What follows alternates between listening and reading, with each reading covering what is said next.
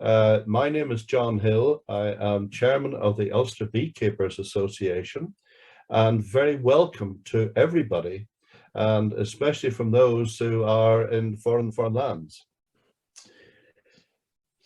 Really, I'd like to welcome you really to this, the second of a series of webinars that Ulster Beekeepers are staging.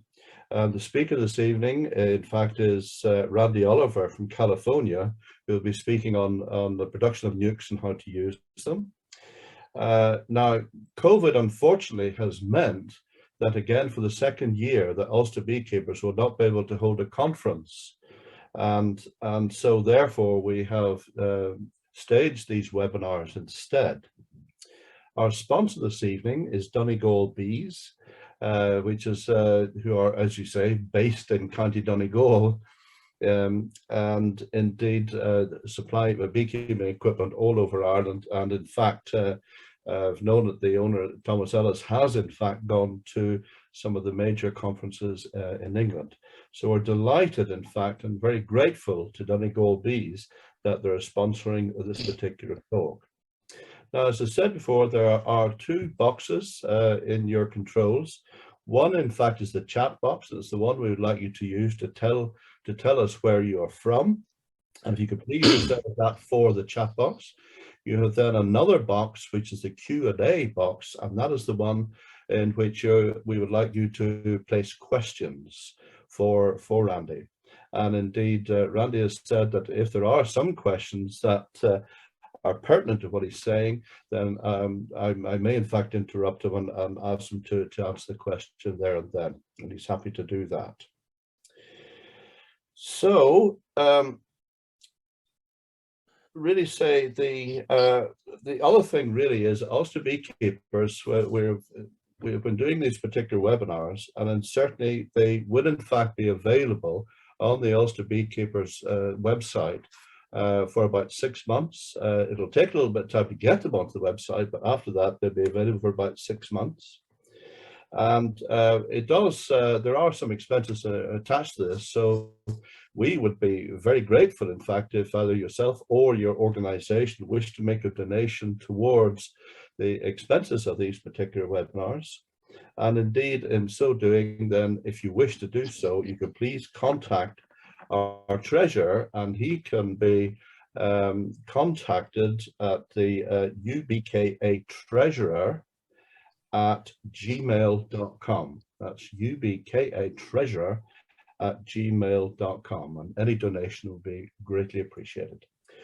Now, certainly if I could move over, then we could maybe start. I think we were going to actually show a little video of Donegal Bees, and certainly if I could ask my IT guru, David, to see if we could start the video, please.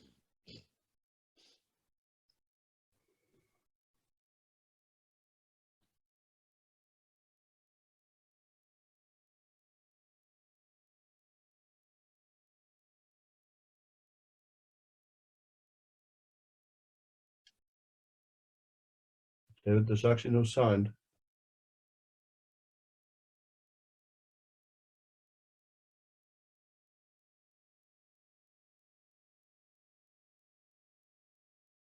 Sorry, John, 2 seconds. You jinxed it there by calling me a guru. So bear with me 2 seconds. Okay, try that again.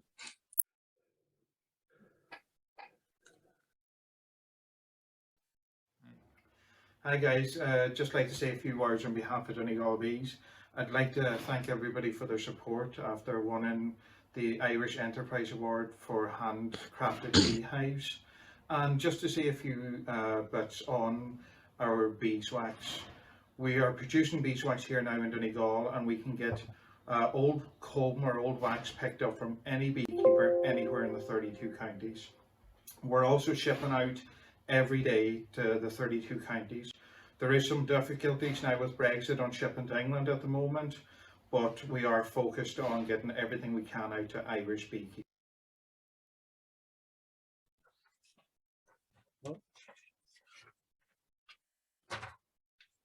Is there a problem, David?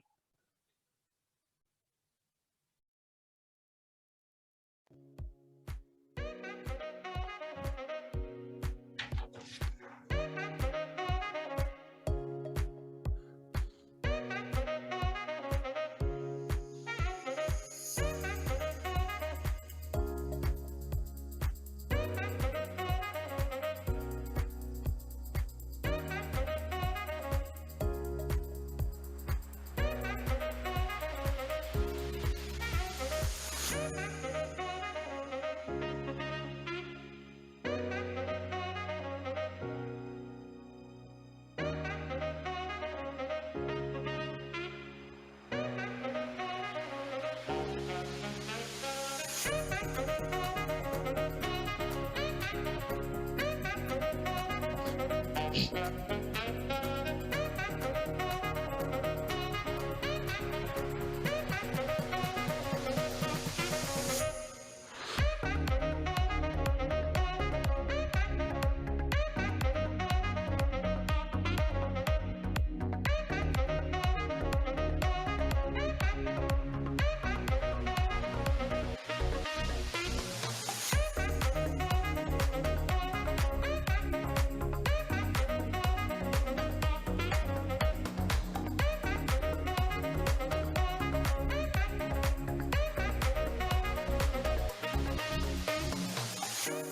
don't deny there's some strange evolutionary process going on, but mankind won't be destroyed. The fact that you and I are working here today is evidence of that.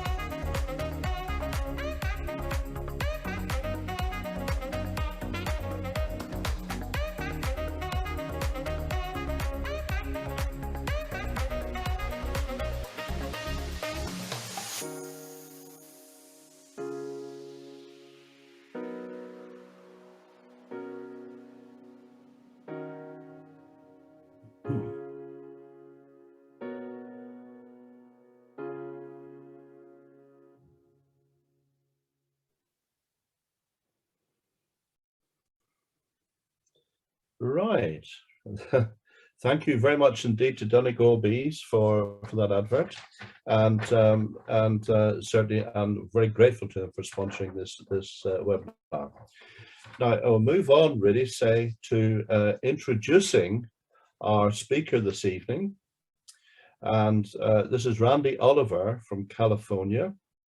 Randy, actually, I'm very glad he is here because he has experienced some very inclement weather recently with a very severe snowstorm, and in fact did not have any power for quite a number of days.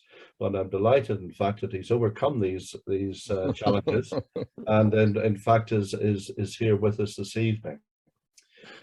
Now, Randy sees beekeeping through the eyes of a biologist, and he's building a small commercial beekeeping enterprise in the foothills of Northern California.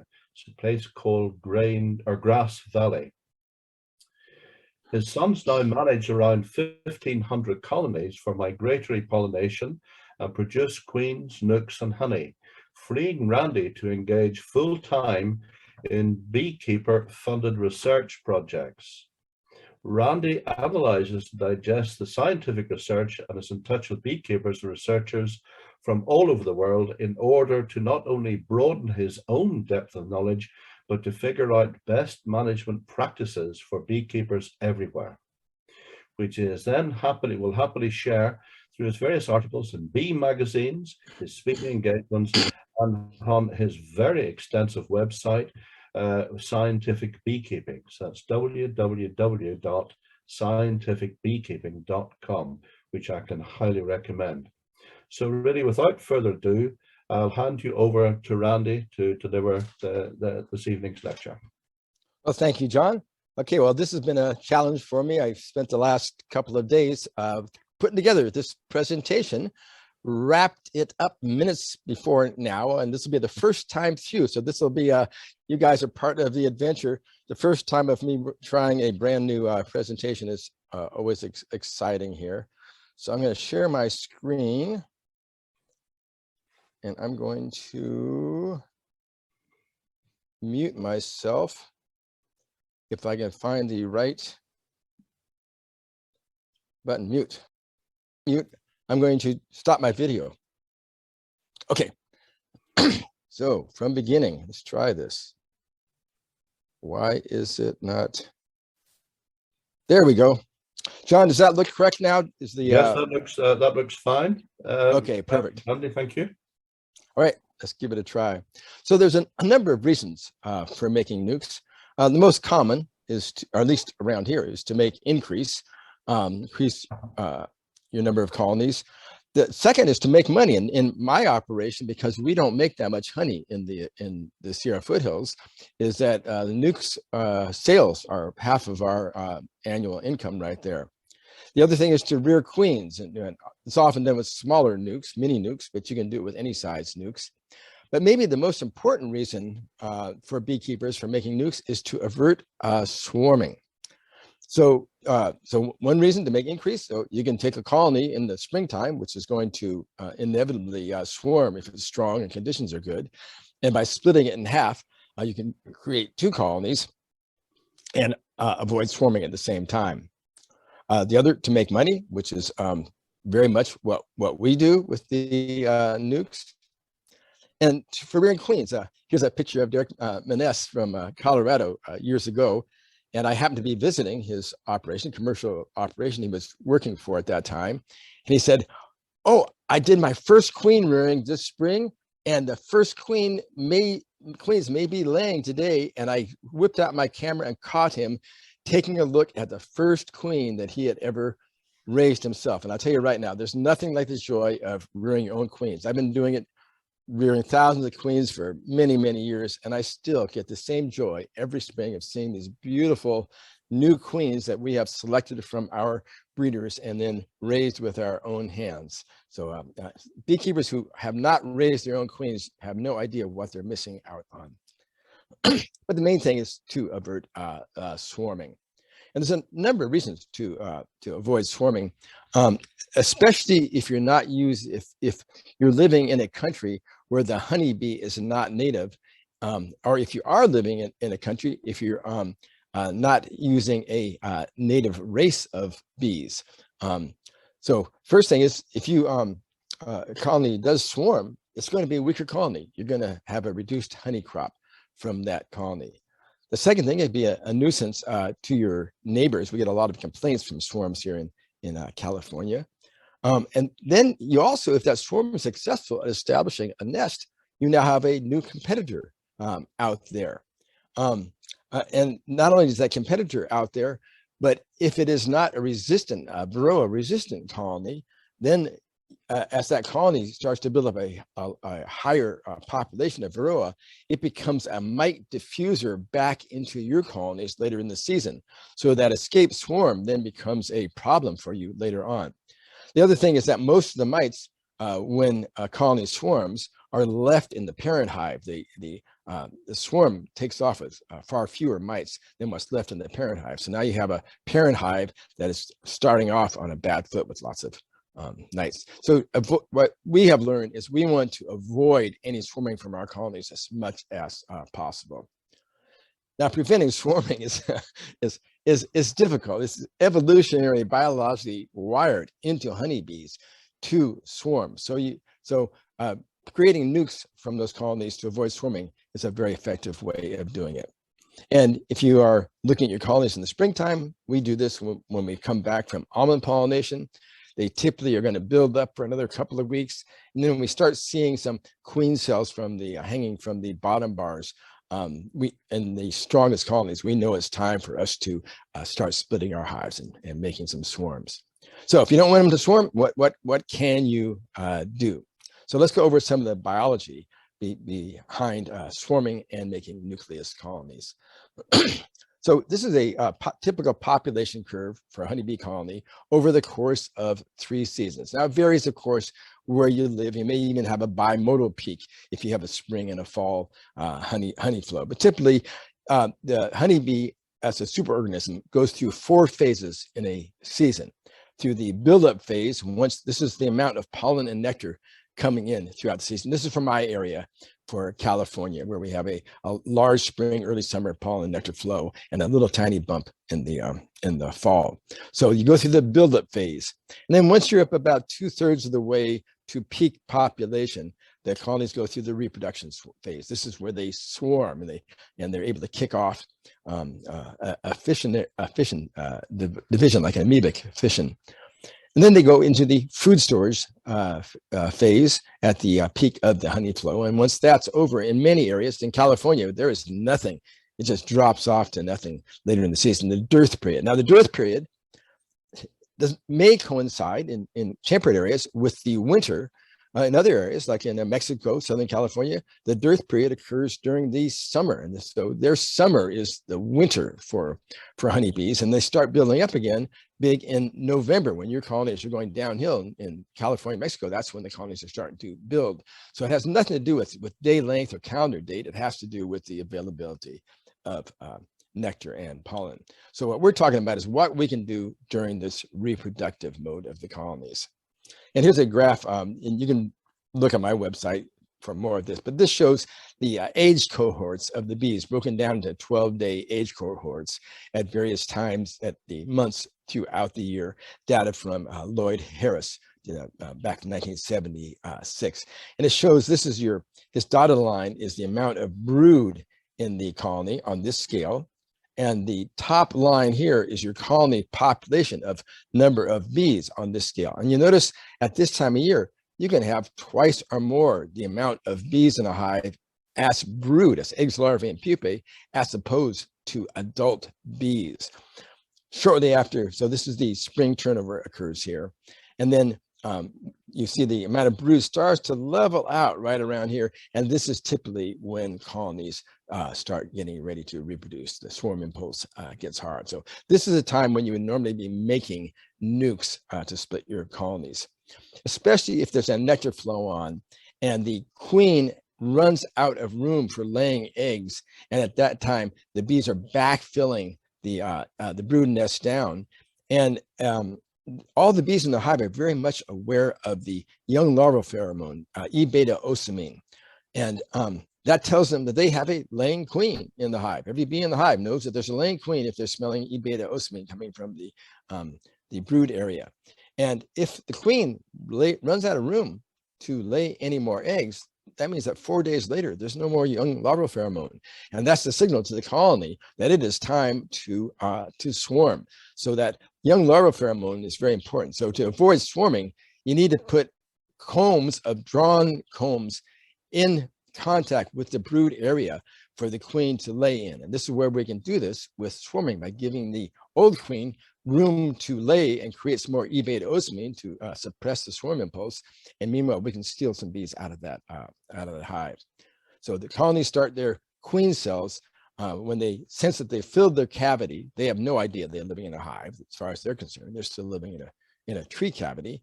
And when they pack the brood nest. Well, you know what? I'm not seeing John on here, so I can't tell if you're raising your hand, John. I need to there we go. Okay, right. Whatever I did, or you did, or somebody did. Okay, now I can see. Okay, I can see if you raise your hand. Okay. Here's a typical California swarm right here. And so what we try to do is to split our colonies before this happens. This actually was several swarms that combined. And as this swarm actually moved from tree to tree and dropped golf ball sized balls of bees around virgin queens. And we picked up 7 of them off the ground and started nucleus colonies with all 7 of those dropped out balls of queens, and they were successful nukes. So here's the trick. A swarm, when it starts off into a new cavity, it's got no brood, and all these bees have a limited lifespan. When we are creating nukes, we give them a huge advantage of adding some brood.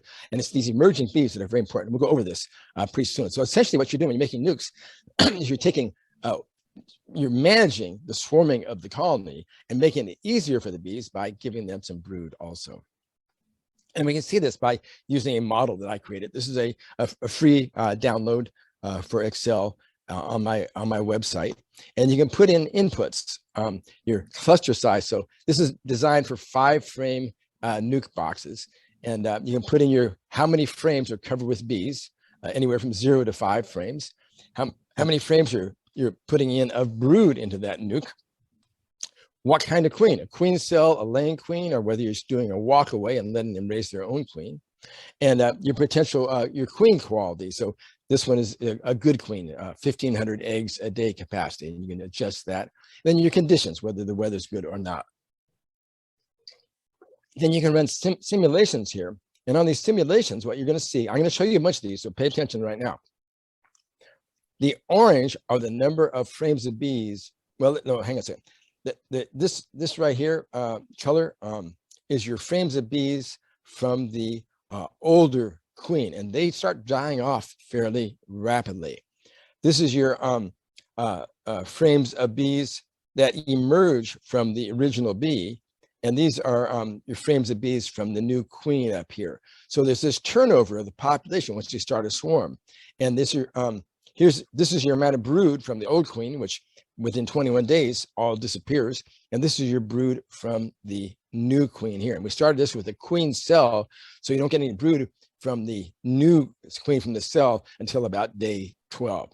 And then what I put here is a 2-month target.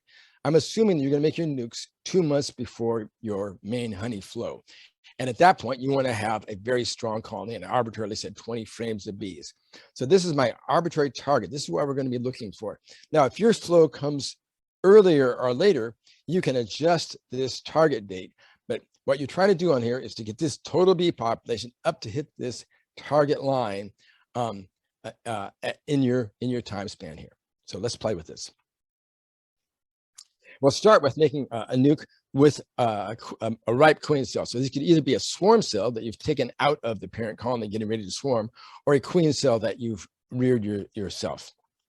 And what I've done here is, so I'm going to move some things around so I can read this. Okay, this is some simulations to look at the effect of the starting cluster size. We're going to start every one of these simulations with a ripe queen cell with 2 frames of brood and the indicated number of frames covered with bees. So I made a nuke with 2 frames of bees covered with brood, and that was it. Here's 3 frames of 2 frames of brood covered with bees. This is 3 frames covered with bees, but still only 2 frames of brood, and clear up to 5 frames covered with bees with the 2 frames of brood. Now let's look at the buildup rates of these. So with the 2 frames of bees, the adult bees, the colony did not hit full population by target size. By 3 frames, it's closer. If it had 4 frames of bees, they hit the target, and with 5 frames of bees, they came close there. But notice it didn't make much difference. There's not much difference. And this was an eye-opener for us because we produce a lot of about 3,000 nukes a year. So I wanted to know, how important is it to have every frame in the nuke covered with adult bees?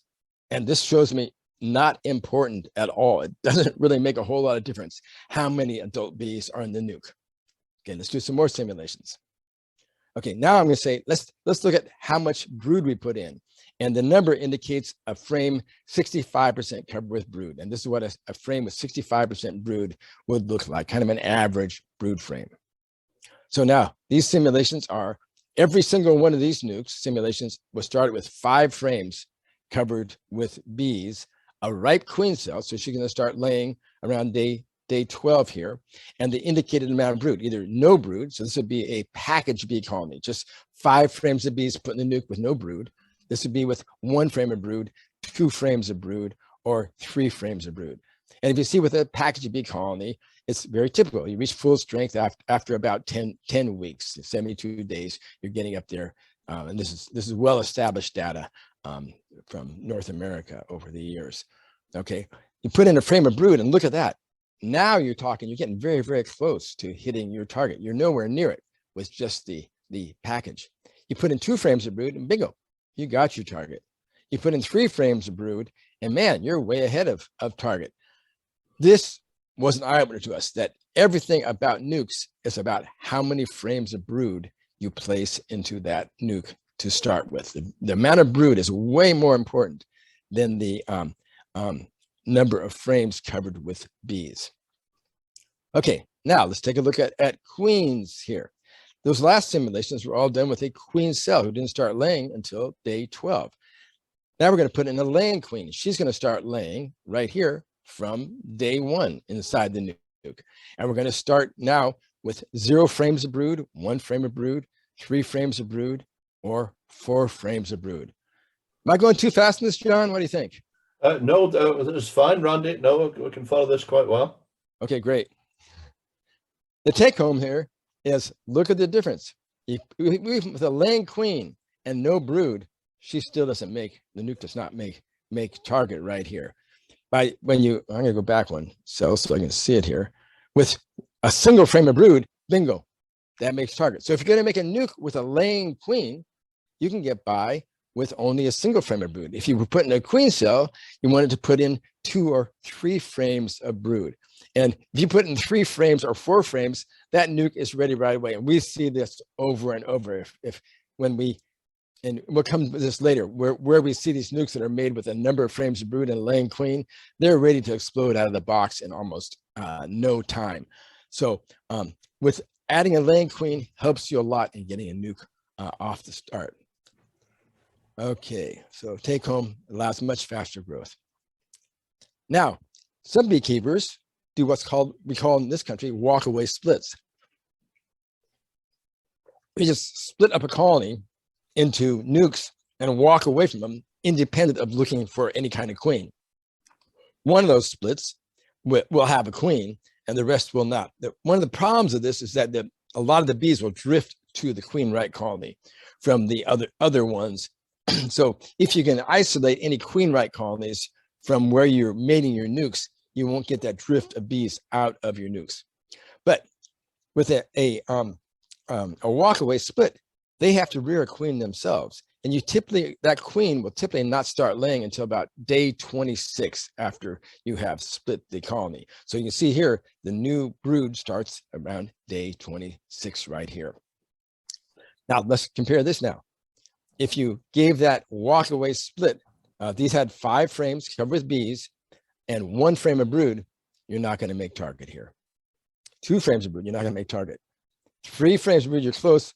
So it would take, if you don't put either a queen cell or a laying queen in the nuke, you're just going to take 4 frames of brood. My point on all these is this helped me a lot modeling this out to understand. If I look at the purpose I want for my nuke, if I want to build up quickly for honey production, then it's got to have a lot of brood or a laying queen. If I just want to rear queens, it's not that big a deal. It doesn't take very many bees or brood. Or if you're early in the season and your honey flow is not going to come till much later. For example, for many years, I ignored our local honey flow, just used it to build up my nukes and made my honey crop up in by moving my colonies, migrating them up to the state of Nevada to irrigated lucerne or alfalfa. For them, there was no rush for me to build up my nukes. So I can make my nukes weak, let them build up on my local honey, nectar and pollen flow, and then move them to the big honey crop later. So you can use this model to customize your nuke production for your own operation. Oh, let's go back to this. The takeaway. Walkaway splits take longer, but they also have one advantage. You get a long brood break. And that brood break means you have a really wide treatment window for an oxalic acid treatment in those splits.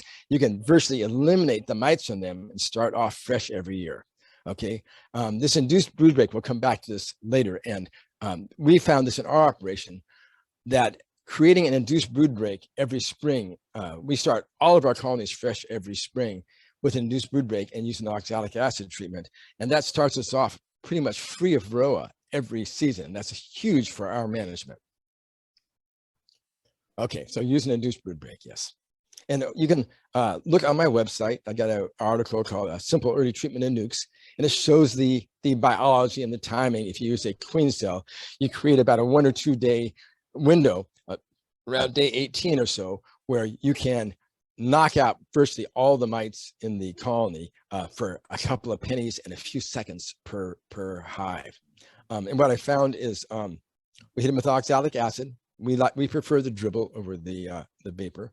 It's very quick.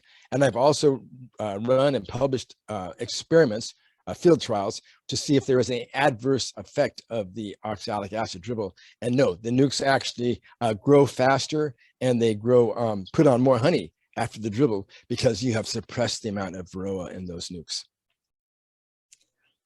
Okay, now here's another trick that some beekeepers in Europe use. And for the small scale beekeeper, the hobbyist who only has a few hives, this is really a wonderful option right here, where you can sort, you take your hive, and at the time of split, you sort it into 2 types of frames. Any frames with sealed brood go into one box, and any frames with open brood that is not sealed go into the other box. Now one box, there's no place for the mites to hide, and the other box that there is a place for the mice to hide. So here's a diagram. If you go to my website, to the beginners pages, and look up first year beekeeping, this diagram is there. So I'm not going to go spend much time on it, but essentially the original colony, original queen stays on the original stand with only open brood, and she gets an immediate dribble of oxalic acid and knocks out all the mites. All the sealed brood and the young queen or the queen cell go into another box, and you allow those mites to emerge. You come back here after 18 days and you knock out all the mites in them. So now you wind up with 2 colonies, 1 requeen, no swarming, and mites pretty much eliminated from both hives. At this point, you have a choice. You can make an increase, you can sell one, or you simply combine them back together and have 1 strong colony that has a new queen and no mites. So very, very handy trick for the small scale beekeeper. Okay, so let's get into actually the making of nukes. And there's any number of ways to make up nukes. And just like there's any number of beekeepers who have strong opinions in one way or the other, I have no strong opinions on anything in beekeeping. So there's a lot of ways, but I'm going to show you a few. It is helpful to locate the queen, but it is not critical to locate the queen in order to make nukes or make splits. Learning how to use a queen excluder works wonders, because you can very quickly separate any queens and drones from the worker bees by forcing them to pass through a queen excluder. Yeah, John. Randy says there's a question here really from David McLaren in Devon, and he says, is there a problem with adding brood frames with brood from an existing colony to your nuke? Surely you're importing lots of varroa too. Depends on which colony you're bringing the brood in from, huh? We're gonna tell you what. Let me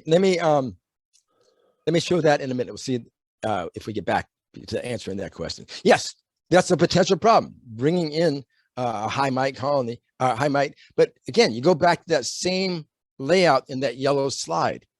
You just work on your timing. Okay, so you can create an induced brood break with whatever you have if you just think about what you're doing. Very handy device is we call the Sieve Box. You simply take a medium super, you screw a queen excluder to the bottom, and you line the sides with sheet aluminum.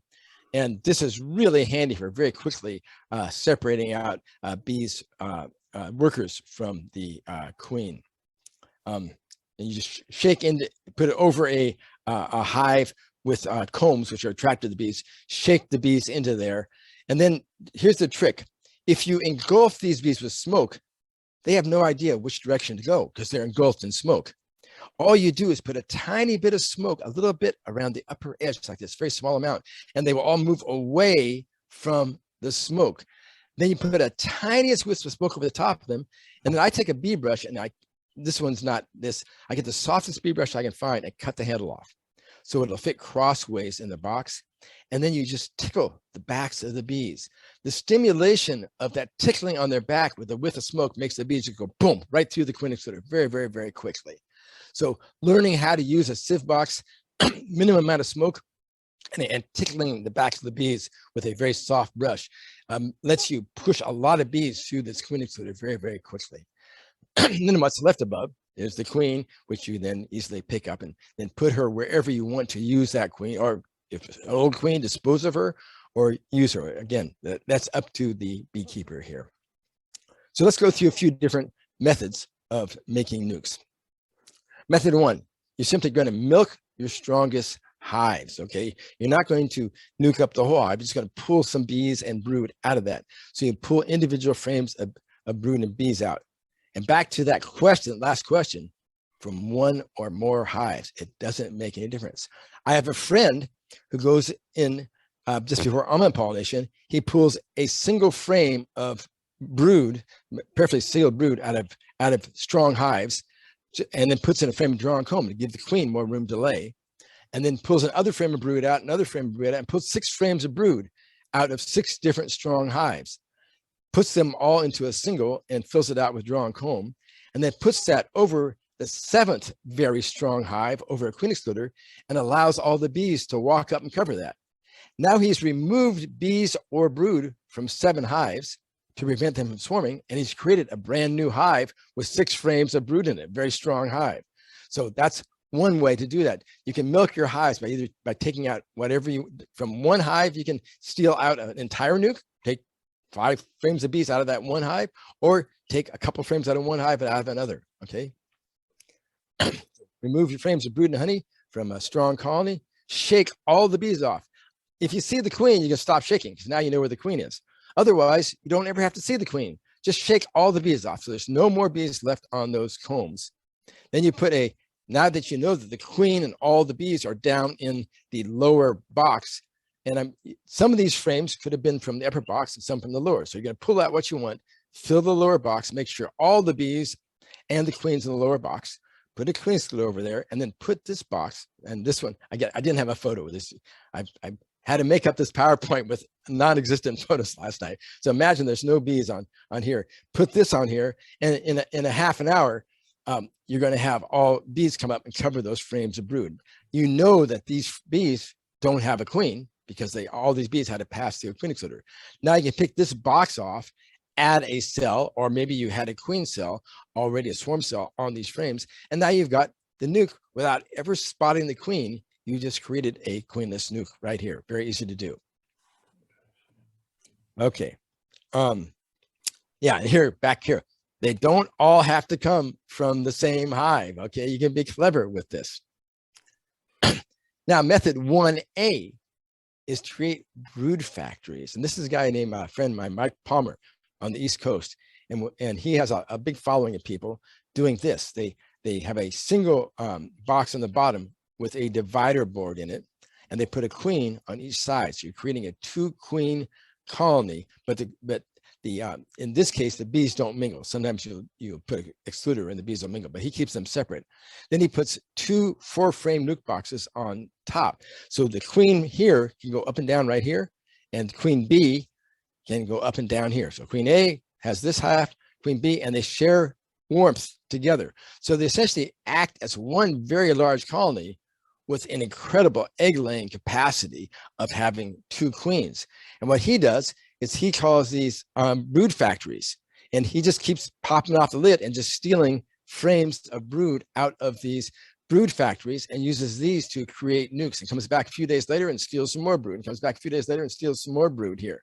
So these are not used normally for honey production. They're just used to produce a bunch of brood to create a nukes. And this has revolutionized his operation, doubled his honey production from 20 tons to 40 tons of honey per year by learning this system. Okay, method number 2. Much simpler is you're simply going to split a colony in 2 and make 2 nukes out of 1 strong hive. So all you can do is just go out to your strong colony, put a queen excluder between the 2 boxes, and put the top box back down. Now you wait 4 days.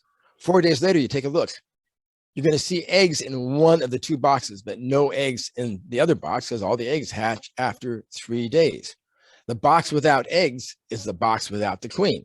So now you can leave the box with the queen on the parent stand, pull the other box away, and then you can either split it in half into 2 nukes or put a divider board in here and make sure there's brood on each side of the divider board. Put your brood near the center so they can share heat, a drawn comb for the bees to either store nectar coming in or for the queen to expand into, and then a frame of honey. Always put a frame of honey in every nuke, always put a frame of honey so they have reserves, okay? And we always put a drawn comb in so that the queen has a place to lay or a place for the bees to store, depending on how we do this. So if we're making single nukes, we put the honey on the opposite side next to the brood and a drawn comb over on this side. If we're doubling the nukes, then we put the brood side to side against here so they can share the heat. Otherwise, the honey would go next to brood so they could easily access the honey in cool weather, and the drawn comb would be over here for expansion. Okay, in cold weather, if you want, you can place your nukes above a swarm board, so a solid board with an entrance to the back side of your hive, and allow the heat from the lower colony to pass through that board. Doesn't have to be screened, just a piece of thin wood allows heat to radiate up very, very easily, and that helps to keep them warm. That works quite well. Okay, method number 3, we call it yard trashing. This is the method that we use for large-scale production. Whoops. Sorry, Randy, could I just ask? Yes, sir. Here, yeah. It's from Declan O'Shea. It says, do you have a bias for using only swarm cells when making nukes, or would you use emergency queen cells ever? I often see debates over poor queens from emergency queen cells or supersedure cells. Yeah, the debate over the emergency cells, if you make a colony, force a colony to make emergency cells, they're going to start some that are not very good. But by the time the queens emerge, the bees eliminate all the poor ones. And all you get, and Mark Winston has some very good research data on this. At time of emergence, the bees choose and only allow the best queens to emerge. So there's a lot of debate, yes, but the debate is among people who haven't read the literature and seen the hard data. Okay, so the hard data is that works fine. Now, if you made emergency cells and then split them all up, put one in every hive, some are going to get some poor queens. If they're all left in the same hive, the bees will sort them out. Now, when we commercially produce queens, you do it by making emergency cells. Okay, but you can, you control the age of the larvae you start with, so you don't have that problem with emergency cells. Okay, so we do use emergency cells in ours. It's called queen rearing, Doolittle method of queen rearing, where you graft newly emerged larvae, and the queens come out very, very good. We wait to our colonies after they've come back from almond pollination, build up till they cover all 20 frames. We use double deep Langstroth, so we have 20 frames of bees, typically with about 10 frames with brood on them. Some completely full of brood, some with a little bit of brood, but about 10 frames in there. That allows us to put 2 frames of brood into each of 5 nukes. We produce 4-frame nukes. So out of 20 frames, you can make 5 4-frame nukes. Okay. And let me tell you why we make 5 4-frame nukes. 4 out of 5 are going to mate out on average. We get about 80% success rate on average for mate out. And then you can combine the 4 frames and the one that didn't mate out with the others, and you wind up with 4 5-frame nukes out of a 20-frame box. So what we use, we make a nuke assembly line. We have a fold-up stands. We put a big steel door on there, and we go to the yard, and we have deboxers set up here. One man does nothing but just pop the lids, see if colonies have 20 frames across full of bees, and then bring over the 2 boxes, put them on a deboxer, which pops the frames up as we push the box down. And then 2 guys stand at this table, and they just fat lickety split. We are pulling frames out, looking for the queen. We spot most of the queens. And then we have here's 2 5-frame nuke boxes, 2 5-frame nuke boxes, 2 frame right here. And because we do them all the same, the frame of honey goes next to us, the frame of drawn comb goes away, and the 2 middle frames are brood. We can work each other's boxes without talking. By how the frames are placed, we are faster than you can imagine. We can, I've made 50 nukes myself in an hour. Okay, so a minute, a nuke. We are doing high-speed nuke making this way. And as soon as there's 4 frames in here and that looks good, we pull them together, pop a lid on, and the third helper grabs these and loads them in the truck for us to take them out of the yard. Okay, so we do high-speed nuke production. Here's a huge tip. Notice that I can work without a veil here. I often work just with a t-shirt here because we move the boxes away from the parent stand. This guy at the parent stand has to wear full gear because any bee that's going to sting is going to fly back here to look for somebody to sting. They're not going to sting anybody here because this is not the parent stand. When they fly out, they fly back to the parent stand. This is a huge tip. Always do any serious bee work where you're going to afraid of getting stung. Move the box you're working away from the parent stand and let all the stinging bees fly back here. So you can make these nukes with barehanded with no stinging. And we're moving faster than you can imagine, and we don't get stung much. Okay, we set these, see the deboxer, we push the box down and we have two angle iron cleats that just push the frames up. So in one movement, we push the box down and the frames pop up. Very easy then for us. There's no prying at all. And we just work right through there and transfer these frames from the full-size boxes into the two nukes. There's the last frame, a drawn comb going to that nuke. So this one, he's left a space here. That means it needs one more frame of brood right here. Okay, it's very easy. This is a system that we've developed over many years that works very, very well. And we make nukes, the boys now, they make about 150 nukes an afternoon, day after day after day, 150 nukes an afternoon, working in beautiful sunny spring weather, bees everywhere, wonderful. If it rains, we put up a tent and we make nukes in the rain. The only difference the weather makes to us is the gear we wear. It doesn't change our schedule in any way. We work independently of the weather. The only thing we change is the clothes we wear. If it's snowing, it doesn't change anything. We make our nukes every day. I'll show you all. Sun, rain, snow makes no difference. We work and the nukes come out just fine, even working in the snow. We make them just like this. Honey on one side, brood, and then a drawn comb on the other side. Leave that fourth space. Now there's another advantage of leaving the fourth space open of a 5-frame nuke. It's very easy to pry these frames apart now to put the queen cell in the next day because you have this room. It's also very easy when we come back for check for queen rightness if you only have 4 frames in a 5-frame box. And unless there's a very strong honey flow, the bees won't build comb in this 5th space by the time you come back to look for queen rightness. So we again start with 5 4-frame nukes, 5 per split hive, and end up with 4 queen right mated nukes out of that split hive. We set them in pairs with the entrances opposite. We like to do it along a line of shrubbery. We get very good mate out if we do that. And then we wait a day and add a queen cell. So they have to sit overnight to realize they're queenless. We keep in an incubator our little ice chest, a beer type ice chest with bags of sodium polyacrylate, the gel, like a freezer pack with a towel over it in the incubator overnight. So they're already pre-warmed, put the cells in there and then take them out to the field to keep them warm. We sell a lot of queen cells. And when people come with their own little incubator boxes, we found people don't know how to use thermometers and they come with them too hot and they'll cook their queen cells. So we use an infrared thermometer to check every single one before we put our queen cells in there so people don't fry our queen cells. Then we go out and we just pop the cell and you spread the frames, you press it in. We want the cell to always touch brood. That way, if you have a cold night, the bees won't abandon the cell and allow it to chill. So if the weather has any chance of a cold night, that cell needs to touch brood because the bees only keep the brood warm. They don't keep the honey warm. So if you push it into honey, it may chill overnight.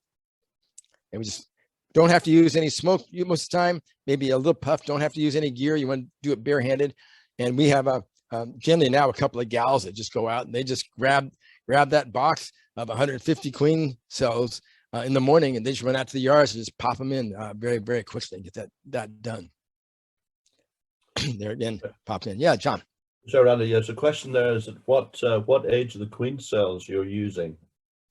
Some people like to wait until day 12 until they're actually emerging. We find that sometimes a lot of our cells, they'll emerge on day 11. Sometimes even occasionally on day 10 and a half will start some. So we typically use day 10 after grafting queen cells. And so so we make the nukes up on day 9. So they sit overnight. after grafting. And then day 10, we put the queen cells in. If you have to put the nuke in on the cell the same day, then you can use a cell protector. If you cover the sides of the cell, and you can use a piece of tape, masking tape, to cover the sides of the cell. If you cover the sides, the bees will not chew out the cell if you put the cell in on the same day without an overnight sit of being queenless. So just they won't attack the end; they'll only attack the side. So, but you can get off-the-shelf cell protectors, and then it goes in with the cell protector. Okay, method number 4. Unlikely you guys will use this method over in Ireland, but I just thought I'd show this to you. And what you can, this is happened a few years ago. My sons and I had just dropped off a large truckload of nukes for sale. And we had made the nukes in that yard. We had taken over a bunch of queen right double deep colonies. And we had gone through the couple of days before and caged all the queens and put them in cages. So every one of those double deep hives in the truck had a caged queen in the middle of it. When we got to that yard, they had the nuke boxes, and we nuked up those colonies and made the nukes, and then had $6,000 cash, and we're driving back home. As we're driving home, my son said, "Dad, we got," it was like 50K. Oh yeah, they had 50 beautiful laying queens coming back. These are year old, they're coming from almonds. What are we going to do with them? And I said, pull out your cell phone and check the weather forecast. He said, 10 days out, nice weather. And I said, give me a second. I pick out my cell phone and I called Buddy and I said, any chance you delivering 500 pounds of bulk bees tomorrow? He goes, tomorrow? And I said, yeah. Yeah, okay, I guess we could do that. I said, great. Hung up the phone. My son said, what the hell are you doing, Dad? How much is 500 pounds of bulk bees going to cost us? Oh, going to cost us, say at that time, $6,000. He goes, and they're looking in their hands. They just have $6,000 that they just sold bees for. They said, Dad, are you crazy? You're going to sell $6,000 worth of bees and then buy $6,000 worth of bees back? I said, I want you to teach you guys a lesson. You just told me that it's 10 days of good weather.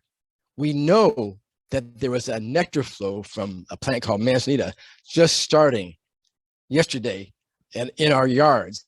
So we know we have 10 days of intense nectar flow to look forward to. You know that sitting at home, we have a few hundred boxes of drawn combs from our dinks and our deadouts, and we got 50 queens in full laying condition sitting on your lap. Tomorrow, we're gonna get 500 pounds of bulk bees delivered.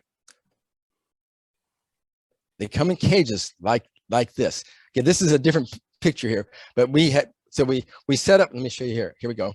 We set up double deeps of drawn comb. We put the cage queen with a candy plug in every one with no bees, no brood, just a cage queen. And then we dumped 500 pounds of bulk bees, 10 pounds in front of each entrance. 10 pounds it takes a half a pound of bee to cover a frame. So 10 pounds of bees will cover, do the math, John, half pound of bee will cover a frame. How many frames will 10 pounds cover? 20. 20 frames. There's 20 frames in a double deep. We instantly made a hive with all 20 frames covered with bees, a queen in full laying condition, and a strong nectar flow around, and 10 days of clear weather. 2 weeks later, we could split all those hives again into nukes. We doubled our money in 2 weeks. It's pretty impressive when you do this, okay? The guys who delivered all those, the truckload of bulk bees go, what the blank? You're just gonna dump them all on the ground? I said, yep, put your gear on. We're gonna dump them on the ground. And it's just absolutely amazing. What you do the next day, you go out, you swap some hives to equalize the strengths. The bees chew out the queens. Those queens immediately resume laying, and they fill the boxes full of brood in just a few days. The nectar flows on. 2 weeks later, you have a box chock full of brood with all the fresh honey in there and just a massive colony that you're ready to go with again. Okay, moving on. You probably won't be doing that in Ireland, but that just shows you what you can do. Now here's my son Eric here. If you're doing a selective breeding program for whatever, if you're breeding for productivity, for gentleness, or in our case, we breed for varroa resistance. You just take all those nukes and you set them all out in a yard, and then you start the competition among those. And so for selective breeding, you start a whole bunch of nukes, either from the same queen or from different queens, put them all together and let them grow up. Okay, typically between day 10 and 14, you're going to have, after you the queen emerges, you're going to start seeing eggs inside the you're going to see queens or eggs. If you look back, if the opening of the queen cell is chewed out round, often has the flap there, that means the virgin queen emerged. If there's a hole chewed in the side, that means she did not emerge. Either there was another queen in there, or the bees did not accept that cell. And in a lot of cases, they'll just start their own cell in that nuke. The virgin queen is much more difficult to spot, especially for the untrained eye. And what I found is I look for the way she moves rather than the way she looks. They dance to the beat of a different drummer. And you look at a frame of bees, ignore all the bees that are moving normally, and look for the one bee that's moving differently, and that'll be the virgin queen in that hive. But that takes a lot of training of your eye to do that. Here's another virgin right here. And notice the bees completely ignore the virgins. Nobody turns their heads to them. They don't turn their heads to them until their ovaries start to swell after mating. Then they'll eventually start poking their heads into the cells a little bit. This one's been mated. Her abdomen is just starting to swell a bit. Okay, so mating is typically, depending on weather, about 7 days after emergence. She flies out. Here's a queen getting mated right up here by a drone comet. She comes back and she may have mating sign right here, the endophallus of the last drone, and the bees will remove this here. So now this is a freshly mated queen, not yet in laying condition. Then her abdomen will start to swell up and the bees will start to turn and pay attention to her. And then you will see your first eggs for usually 10 to 12 days after emergence. And then you check for mate out. And we love this. It's one of our favorite things to do during the year, is just seeing all of our new young queens starting to lay.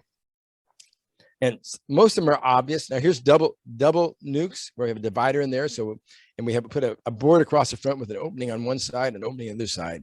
So you can get 2 queens or 2 nukes out of this, or just pull the divider out.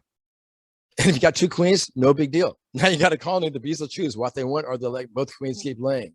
This is a quick way of making a strong double and ensuring, because almost always at least one of the queens will mate out. So you can simply have a divider board in here and don't even waste time looking for the queen. Just come back after 2 weeks and just pull the divider board out and let the 2 of them combine.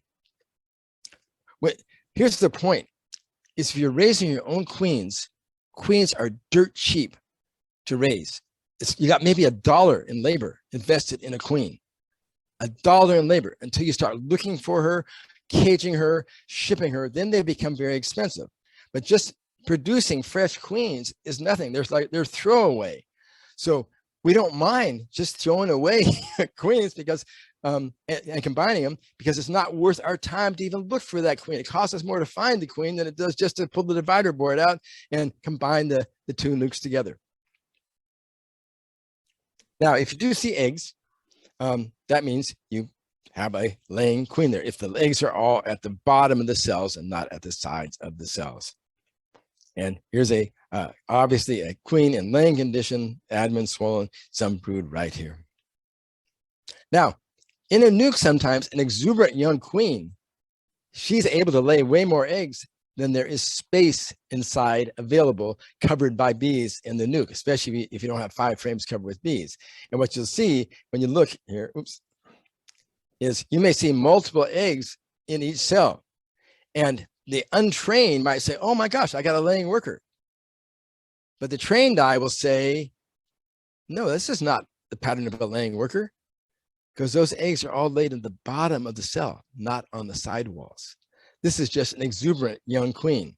This is not unusual. Look at this. This is a exuberant, perfect young queen laying up to a dozen eggs per cell right here, because she can't stop the egg production, and the workers are not able to provide her with enough cells of drawn comb, thermoregulated and prepared for her to lay eggs in. So not a problem. Okay, and then what you're hoping is to get a queen with a nice retinue. That means she is well mated, putting out the pheromones. This queen, the morale of this colony will be very, very good because you have a queen with a good retinue. Okay, now let's say you look in here and you don't see any eggs. Can you tell, John, what would you do with this colony right here? Here's the nuke. You're checking back at day 14 or whenever you're going to check back. When you saw this, you would say, oh, Randy, there's a virgin right there. Look at her. Yeah. But you may have missed that virgin there. But there are ways to tell. A lot of times you have at day 14, you may still have a virgin there, but she's just not yet laying. Or maybe they've reared their own virgin, but they're going to tell you that they have a queen. So the signs are, if the bees are forming a night cluster in that nuke rather than being disjointed, they likely have a queen. If they're very calm, no jitteriness of the wings, and they appear anthropomorphically happy, they probably have a queen who just hasn't started laying. And then you pull the central brood comb out. Now there won't be any young brood in it, obviously, or eggs. But if those bees are polishing those cells in preparation for a queen, and not putting any nectar or pollen in the central cells, you probably have a queen. So what we do is we just put we just flip the lid over and say, check back in a week and see if you got a queen. And most of the time we call it, almost always, we call it right. We'll often, when we have a lot of people come out and go through nukes with us, and they say, oh, how can you tell it's a queen? How can you be sure? We'll say, oh, we're not sure, but I'll lay $100 bet on with you right now that when we come back in a week, there will be a queen laying in this nuke, even though we didn't see it, but we're willing to make that bet most of the time. Now, when you check back, you may find out the odd nuke has a beard in front of it. That means you missed the queen when you made the nukes up. So this has one of the original queens, the older queen from last year in here. Now, what we do here is we used to take these nukes and then divide them up and put these extra bees back into the weaker ones that the bees had drifted from. Sometimes what we do is we will take these and people would say, oh, I want to order a nuke, but I didn't get on the waiting list. Can you do me any favor? Everybody wants a favor, of course.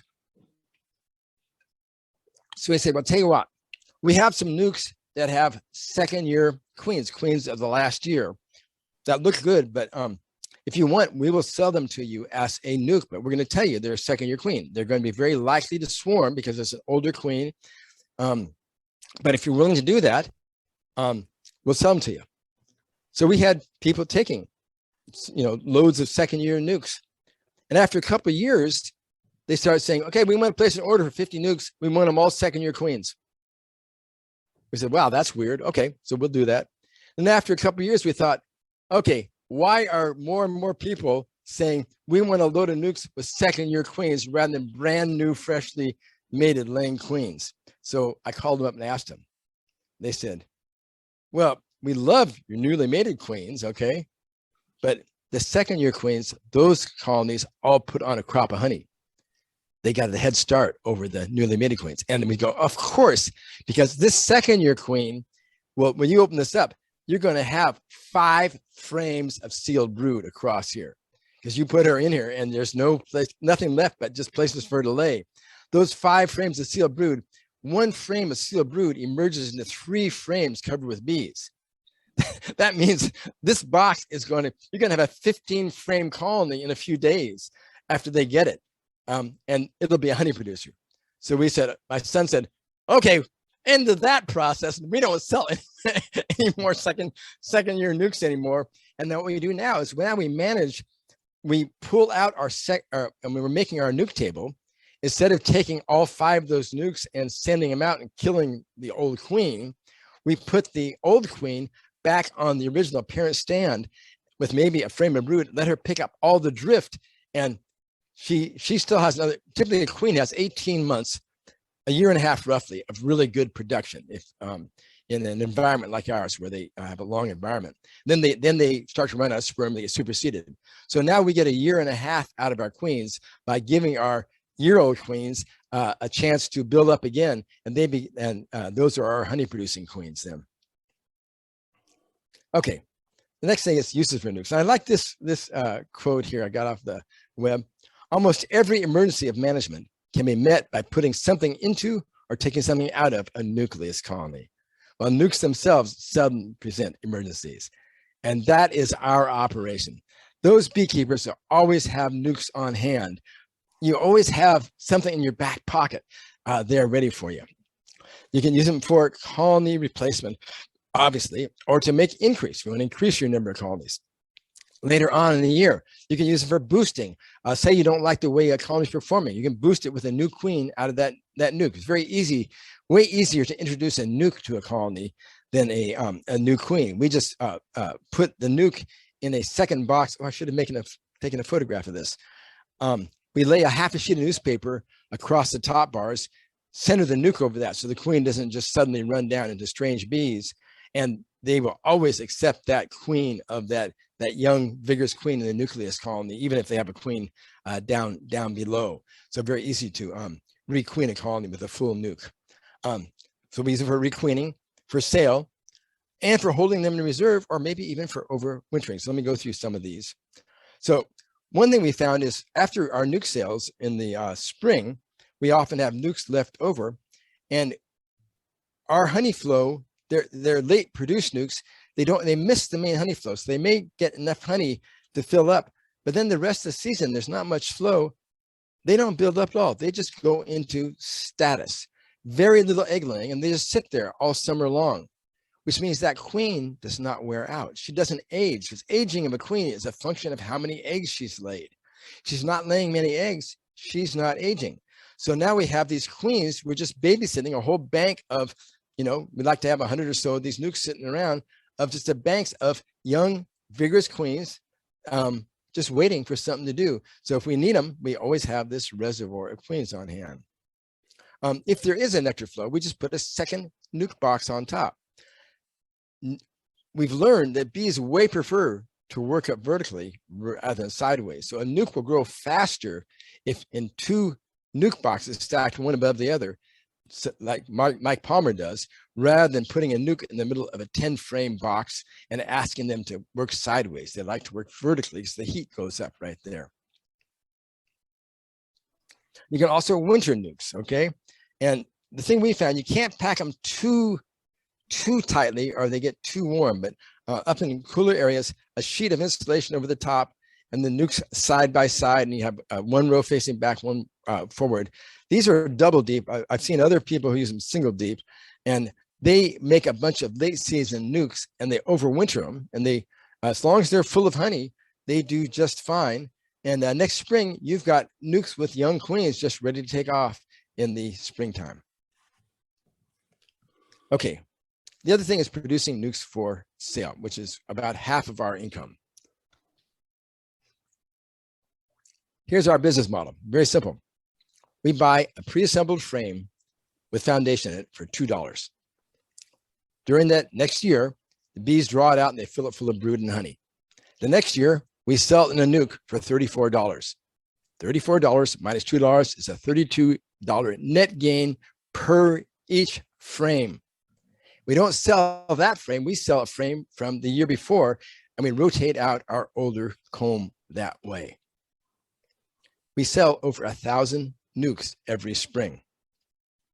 We buy 5,000 frames of foundation. 1,000 nukes with 5-frame nukes takes 5,000 frames of foundation. Our business model is to turn these 5,000 frames of foundation over the course of the next year into drawn comb with brood and honey in it to sell for $34. So we buy them for $2. A year later, we're going to sell these frames for $34. You can do the math right here. $32 net gain per frame times 5 times 1,000. Our income from selling nukes every year. It's a substantial amount of money. Now let's compare it to honey production in my area. If we're lucky, in a good year, and this was not happening during the drought the last 8 years or so. If we were lucky, we would make 40 pounds of honey on an average per colony in our area. We don't have a good honey flow. If we sell it retail, we sell it for about $8 a pound.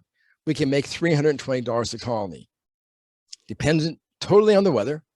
Lots of work, supering up, pulling the honey off, extracting the honey, bottling the honey, taking the time to sell it retail. We work all season long. On the other hand, if after almond pollination, we just pull 2 nukes out of a colony, sell them for $160 net after we pay for the replacement frames, same number, $320 income. Not dependent on the weather. It takes us only a few minutes.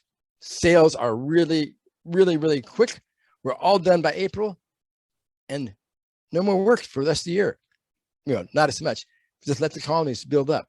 Same amount of income, totally independent of selling any honey whatsoever. Which way?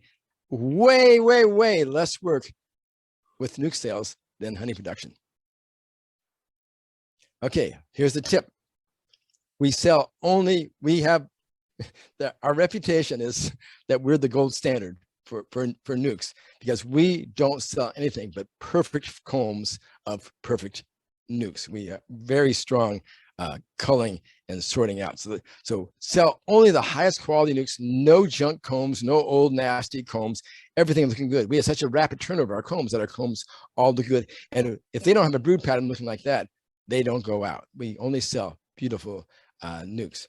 One tip is we run a drone frame in every colony. We control where the bees build the drone comb. So notice there's no drone comb in here. So all of our frames we sell don't have any drone comb because we control where the bees, we give them a place to rear that drone comb. And this is what we want. Here's a typical nuke in a plastic box going off. This is what our nukes like go out, and the people love them and they come back, and we have never had to advertise ever for nuke sales. We have to turn down people every single year. Okay. Now, let's just say that you're using those nukes, keeping them for yourself. Let's go over management of them. They're going to start to grow. Remember I said that a frameless seal brood is going to emerge into 3 frames covered with bees? Okay, they're not going to stay in that 5-frame nuke box very long. So you got to move them into a bigger box, into a single. We only put drawn comb around them so they can very rapidly move sideways. So here I'm out transferring nukes from nukes into singles right here. So we spend a fair amount of time in the spring doing that. And it's very busy, just hitting each yard and transferring combs. And we just pick them up 2 frames, 3 frames. Sometimes I'll pick up 5 frames at a time, just move them in. Only drawn comb in the lower box. Usually it's darker drawn comb, but only drawn comb in the lower box. So that they can very easily, it's hard for bees to draw comb sideways in a lower box. Always draw comb in the second box up, and always draw comb 10 frames in a box. Don't intersperse foundation and drawn comb. They will only draw comb if they're making white wax. So no foundation unless there's either a nectar flow on or you are feeding them enough for them to produce white wax. So 1-to-1 syrup is very stimulatory to get the nurse bees to stop culling the eggs and start actually rearing eggs. It's the nurse bees that control everything in the hive. They make the decision whether they're going to eat the eggs that the queen lays or whether they're going to start feeding them when they hatch into larvae. That's up to the nurse bees. And the nurse bees need the cue of incoming nectar and incoming pollen to shift from brood grooming to brood rearing. The queen can keep laying the same number of eggs every day. It's all up to the nurses whether those eggs actually get reared into larvae. So if the weather doesn't cooperate, feed your nukes. You may need to put pollen sub if necessary, if the natural pollen is inadequate. Then the thing to keep in mind is that a large, strong colony is a more efficient honey producer than the same amount of bees split into 2 colonies, okay? So you really want your strongest colonies for honey production. So at the beginning of the honey flow, we will combine any weaker colonies. Let all the nukes get a chance to build up as big as they want to build. If they haven't made it up to super strong strength, we'll combine them at the beginning of the honey flow. Don't even look for the queens, just put them together. And here's the thing to realize. Beekeepers think that they should be able to keep every colony alive. In nature, and this is a question I often have. I won't embarrass you with this one, John, but let me ask the audience. And you can tell me if you got you can answer John on this. Here's a question. Imagine this hypothetical situation.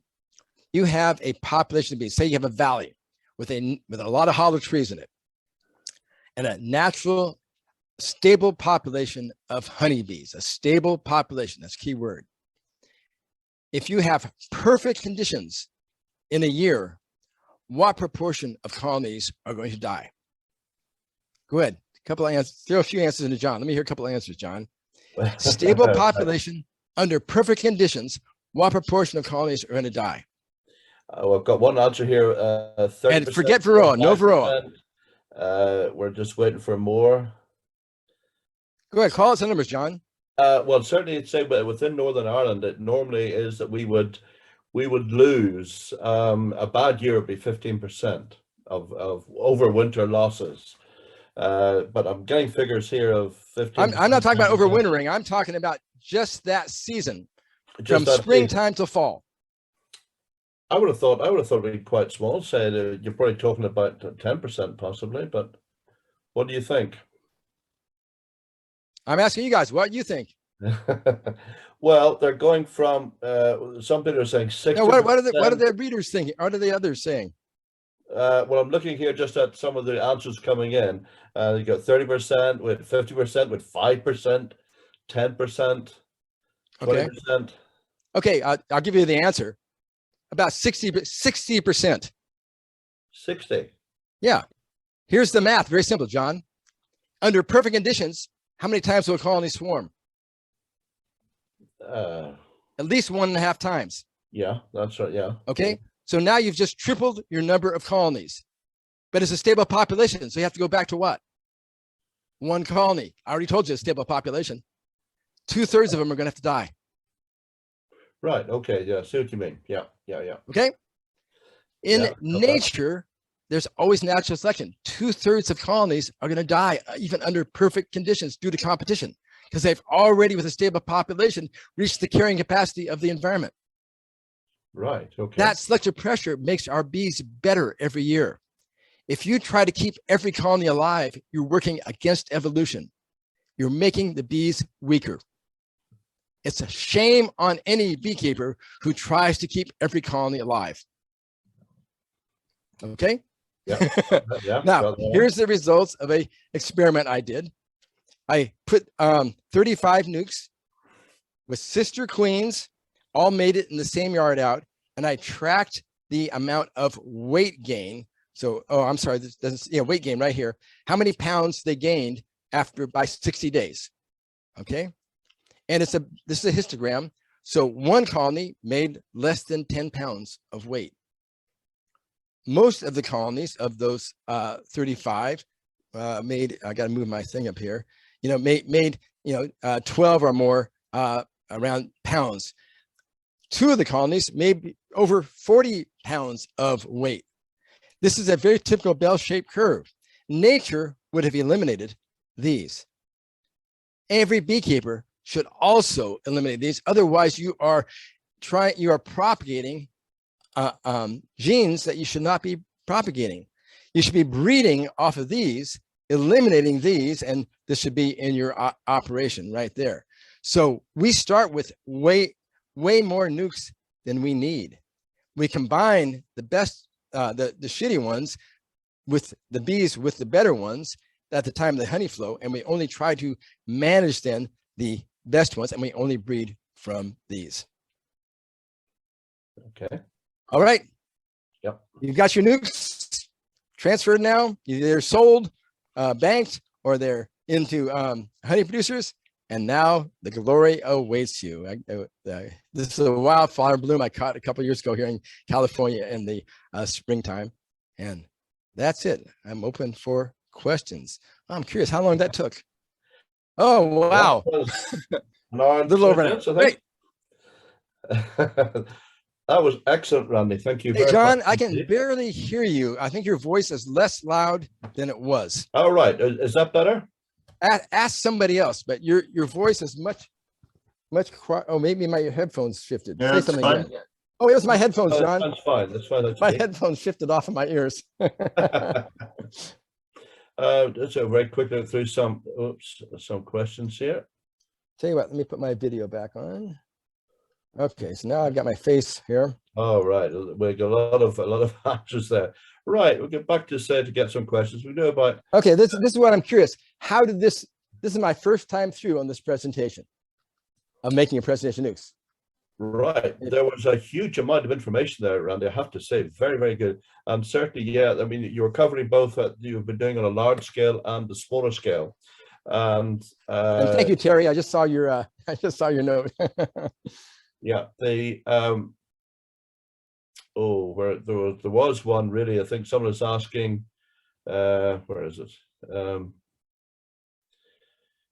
Yeah, it was really well. This is from Anne Marie, and she asked, "What is your favorite Nook production method for the hobby beekeeper with 4 to 6 colonies?" Because I would use that yellow slide I showed you. Yeah. It's on my first year beekeeping webpage, where you separate the sealed from the unsealed brood. You use an oxalic acid dribble. It takes you 5 seconds to dribble a nuke and cost you 5 cents. So what a way to start every season with without almost mite free. Right. Okay. There's one here from Steve Donahue.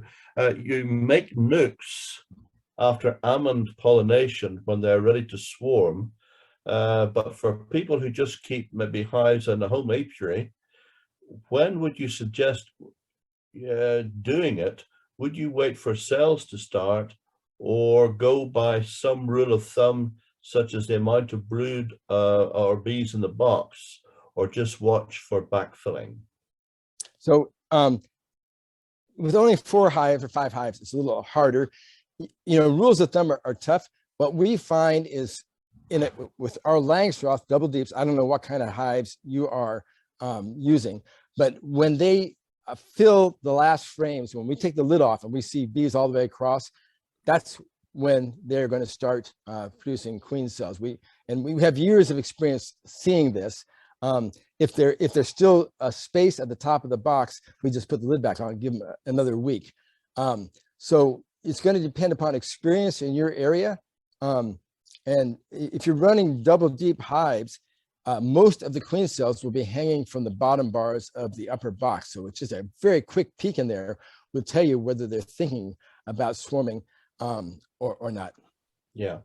There's one here from Ian Robinson. Given you sell a lot of Nooks, how do you generate so much drone comb? How do we generate so much? That we just the drone comb. We just put the drone frame in with no comb in it at all. We let the bees build the drone comb there. If you put adjacent to the brood nest in the upper box an empty comb, the bees will use that space and fill it with 100% drone comb. Right. And then what we do is for varroa management, we can cut that out and discard those cells with the mites. Although we don't tend to do that much, as much as it's just not that efficacious. So we just often just leave it in there. Mm-hmm. Yeah, I think it's because we're always looking for drawn comb. I think in the smaller units. Oh, you're saying drone or drawn comb? Drawn. Sorry, drawn comb. Drawn comb. Sorry, that's our business model. It's my our business model is not to make honey. Our business model is to draw comb. We buy 5,000 frames of foundation every year, and our business model is to draw that comb. So that's what we do. Right. Okay. Right. That's it. You sacrifice some honey production for nuke sales. There's no free lunch. So you decide. That's why I showed you the 2 options of honey production versus nuke sales. So for us, it's less work and more profitable and less risk to sell nukes than it is for us to try to produce honey. Right. We do produce honey, but it's yeah. Yeah. There's one from Frank Cheney here. He says, do you find a difference in the quality of the queens raised in walkaway split versus queen cell nooks? I don't have data on that. Based upon research by Dr. Mark Winston, he says that the queen quality from the walkaways was very good. Now, many people with walkaway splits say, oh, you should go back in and cut out queen cells. Don't. Let the bees decide. I don't know why beekeepers always think that they're smarter than the bees. The bees have been doing this a lot longer than humans have. I always trust my bees to make their decisions on queens. Mm-hmm. Right. Okay. And Mark also found that with walkaway splits, you often get swarming upon emergence of those emergency cells. Right. Okay. Right. Another question here is from Stephen Hay, and he says, in California and the US in general, does such intensive beekeeping and such huge numbers of foraging bees have an effect on local populations of wild pollinators? You know, that's a very interesting subject. I've followed the literature on it very much. I've corresponded and advised a number of researchers on their experimental proposals. And one of the things is many researchers, they design an experiment that I can tell you what the result would be before you even start because of the poor experimental design. That it's going to, you could do an experiment that's going to prove that there's competition with by caging two kinds of bees. So experimental design is a big thing. Here's the thing that I see in many areas. I go out and look at fields of flowers in bloom. And in most of those flowers, they still have pollen at the end of the day, and they still have nectar. There was not enough competition. The carrying capacity of the land is far greater than the number of native pollinators. Time and again, I'll pull my truck over to the side of the road, walk out into a field in full bloom of native plants. And in those native plants, I will rarely see any pollinator on the flowers at all. With all these plants in full bloom, that's unharvested resources. So the best study, and I haven't seen anybody do this, I've recommended this to a number of researchers, you need to go out to these fields at the end of the day, collect those flowers and see what proportion of flowers still have nectar or pollen remaining in them at the end of the day. That will tell you whether there's how much competition there is. All right. Okay. There's one here from Meg. Here's a question. You seem relaxed about having two queens in a box. Do you let her bees make this selection? Yeah, again, Yeah. I think the bees know a whole lot more about being a bee than I do. I have no problem with supersedure cells. I have no problem with two queens in a box. I've seen mother and daughter laying side by side frequently. I've seen mother, daughter, and granddaughter laying side by side in the same hive. All right, there you go. Right, is your drone comb done in your second brood box or in the third box on top? In our area, because we don't have a very large honey flow, we do it in the second brood box. Right, okay. And again, 10 frames of foundation. Don't stagger or alternate drawn. And if you want to make straight combs, all your end bars should be pressed tightly together and 10 frames of foundation side by side. Right, okay. Yeah, just again, really just as how many swarms do you get from your own colonies? If we do our job right, none. Unfortunately, we're not always able to keep up with it. In some years we do have some swarming, but in good years we have very little swarming. Right, okay. And I'll tell you right now, the immigration of mites from escaped swarms is a monster issue for varroa management. And when I've quantified the amount, and some other researchers have, the amount of mite immigration coming into hives late in the season. And when I've looked in